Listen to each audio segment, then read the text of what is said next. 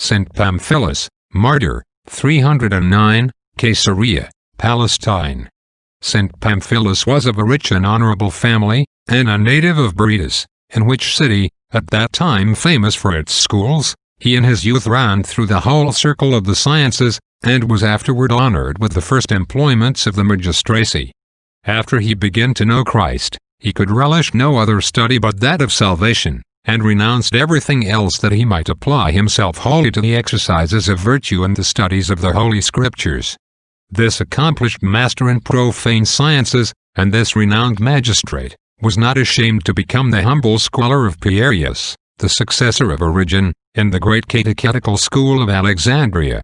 He afterward made Caesarea, in Palestine, his residence, where, at his private expense, he collected a great library, which he bestowed on the church of that city. The saint established there also a public school of sacred literature, and to his labors the church was indebted for a most correct edition of the Holy Bible, which, with infinite care, he transcribed himself. But nothing was more remarkable in this saint than his extraordinary humility. His paternal estate he at length distributed among the poor. Towards his slaves and domestics his behavior was always that of a brother or a tender father. He led a most austere life, sequestered from the world in its company, and was indefatigable in labor. Such a virtue was his apprenticeship to the grace of martyrdom. In the year 307, Urbanus, the cruel governor of Palestine, caused him to be apprehended, and commanded him to be most inhumanly tormented.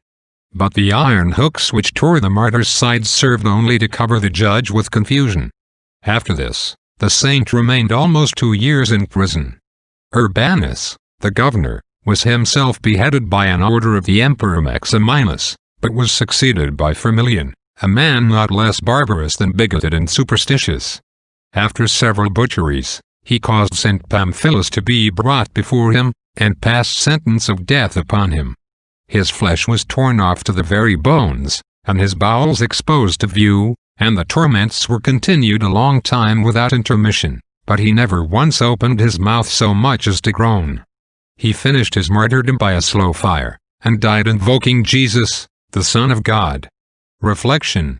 A cloud of witnesses, a noble army of martyrs, teach us by their constancy to suffer wrong with patience, and strenuously to resist evil.